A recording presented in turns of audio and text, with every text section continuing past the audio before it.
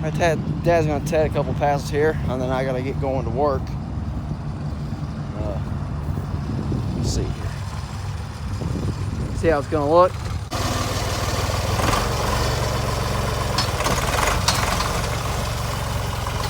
May have to drop it down some. It's not gonna pick all that stuff up off the ground.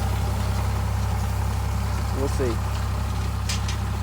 It's not doing terrible.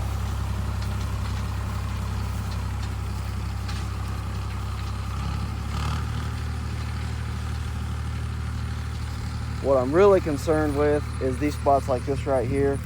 It got driven on by the tractor. If the tedder doesn't pick it up, that's going to be my problems. See how green that is? You've got to get that stuff. Pretty close to the ground, but I'm going to go ahead and probably drop it down some. See, the problem is because it's in a circle, you can have one point where it's actually touching, and then over at the edge, it might be 3 inches off. So when you run, I run right between two windrows, and then the two middle stars will get these two tracks, and the two outer stars should get this one and this one. Sometimes it doesn't always work out perfect, just depends on the spacing of the tractor and all that good stuff. I dropped it a half a turn, which isn't much. It's already really low. But this tractor doesn't have float, so every once in a while you just have to kind of bump it down. It is now Tuesday. This was cut Sunday evening. This was actually the first field that I cut. What do you think about this, Cade? Does it smell like hay? That's not the most beautiful hay you ever saw, but it's just still green. It's fluffed up, but it's actually kind of windrowed a little bit. And the tedder does not like this short stuff, short fluffy stuff. First cutting, it spreads out really good. In the later cuttings, you have issues with it spreading it. But I mean, it still fluffs it up, still helps it dry. It's drying pretty well. There's still some green chunks. But what we're gonna do is, that's one good thing about having this big gap here. On a dry rake, I can throw these two together. There goes Cade. Anyways, I can throw those two together and it turns 100% of the hay over. We can get that dry and done. And then if I need to, which I probably will, I can flip that whole windrow over. Oh, you got me, Cade.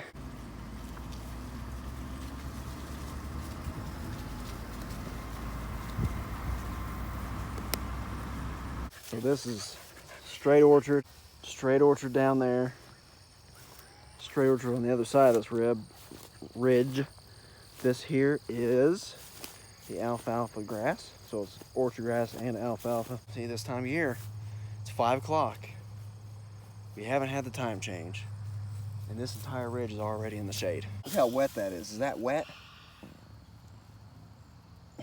Oh, yeah. Yeah, Cade. Love you, big boy. I'm going to try to pump the preservative out of my tank that's on my baler, because I gotta pump that out and get my tank off, and I want to flush it out really good. It's got shavings. It drove me crazy that first cutting, but it's got shavings. I'm gonna flush it out. Come on, want me to carry you? The shavings just drove me crazy, so we're gonna flush that tank out. I gotta pump it out, take it off, flush the tank out, then we're gonna put it back on. We're gonna put a strainer in line to catch any stuff that ends up in the tank. And hopefully that'll keep our nozzles from plugging so bad. I mean, I understand them plugging. They're really small nozzles, but I mean, we wouldn't get 10 seconds out of it before they plugged. Morning, guys. It's Wednesday morning. I'm going to buy another sprayer pump for the applicator. I'm having trouble getting the pump to come on. I need to run the pump to empty the tank so I can get the tank out, flush it, and all that good stuff. Alright guys, so the way I have this set up, I gotta get the tank out to really get to the motor to replace it, the pump, and a flaw in the design is I can't take the pump out or the tank out unless it's emptied, because I need to take one of these hoses off down here. It's just going to drain everywhere. So I went ahead and bought a new pump, and that is the problem because the old one isn't running. I run it with the exact same wire cable that I would run that pump with, and this one runs just fine. We're pumping. You see, and we're not flowing fast. Don't really need to flow fast. Can't hardly see the level in the tank, but we get down towards the end, I'll probably tilt it up just a little bit more. It is already draining towards the suction, so that's good. This right here is one example of what I was having plugged my nozzles. So I drained this out. That there was what was in the tank. That's shavings from when they made the tank and put the bungs in it. What do you know? Dad just backing the tedder in. I just pulled in from work. I'm gonna park the truck and we're gonna unhook the tedder, get the rake hooked up, get to rolling. I've not even checked the hay yet. I'm gonna get the cylinder off the drill. Dad's unhooking the tedder. We're gonna get the rake hooked up. Then I'll go check it. This is the cylinder that I stole off the rake to drill with. We'll put this back on the rake and rake some hay. All right, here comes Dad. We're gonna check out this hay here. Get him started raking. While he's raking, I'm gonna get the baler, round baler, hooked up to the big tractor. We'll go from there. See how it's gonna look. All right, Daddy-O's raking. There is still some green here, but we got to get it flipped up if it's ever going to have a chance to dry. See, there's still some stuff there, but we got a good sun, a little bit of a breeze. And yeah, see, here's a clump here that didn't get flipped up by the tedder. Probably an area that I drove on with the tires. But we're sitting pretty good here with the way the hay is. We got plenty of room in between the rows to be able to flip it over 100%.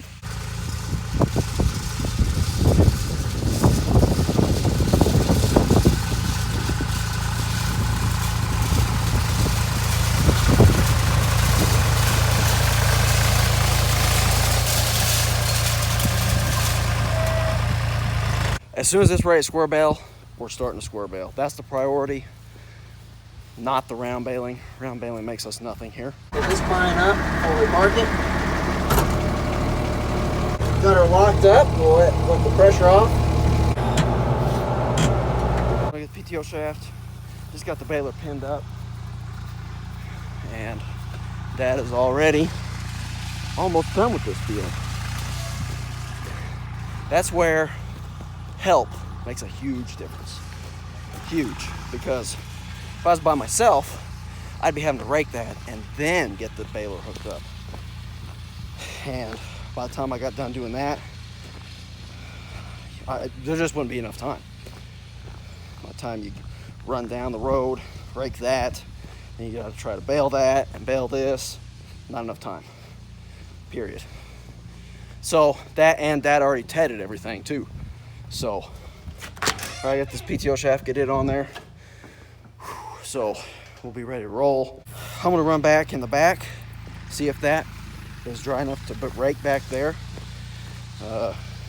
If it is, I'm gonna send him back there to rake. If it's not, we're gonna fold up, head down the road. I just wanna keep him raking.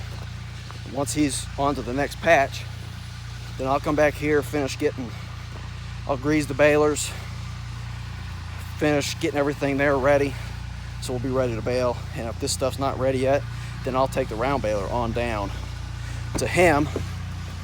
And I just want to keep one of us in the field at all times. All right, guys, Dad's raking. I decided we're gonna rake all my hay that we can, and I'm gonna start square baling. I'm gonna bale until we run out of daylight. I've got half a barrel of preservative here. We'll see how far that gets us, if I gotta use some. I think the majority of this, I won't have to use any, and quite a bit of this east field, I won't have to use any. On the ridge, isn't looking too bad. Hopefully he can get it raked here as quick as possible. But right now, I'm gonna empty this preservative into the tank on the baler, get the hydraulics hooked up, put a little bit of grease to it, check the hay. Hopefully everything's ready, and we'll be ready to roll. I told Dad, with the chance of rain tonight, probably not going to rain, and if it's not going to rain, everything's going to work out perfect. But if it does rain, I'd rather have as much of my good quality stuff baled up. A little bit of rain ain't going to hurt the stuff that we're going to round bale down the road. All right, guys. Oh, gosh, I hope we're ready to roll. Dad just texted me, said he's headed to the back field. I'm getting ready to head out here. Here goes nothing. All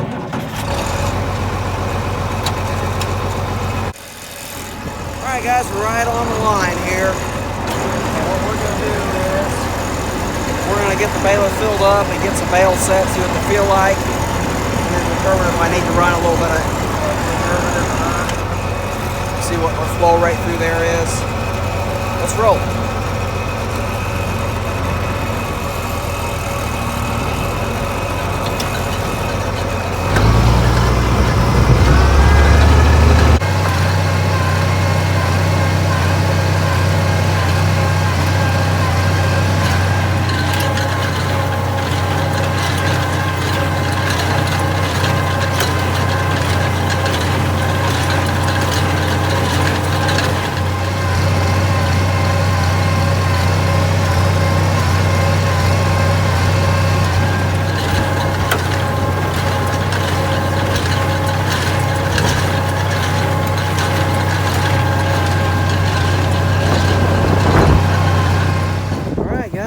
We got 72, 73 whopping bales. Got her all baled though, so that's good. Now we're gonna go down the road to the east field, start baling it.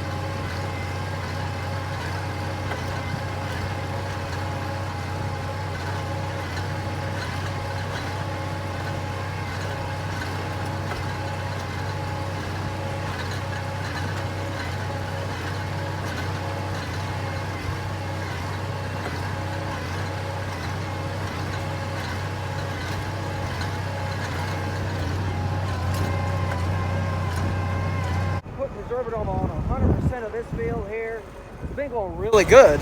I just got a plug here, so I'm going to check that out real quick.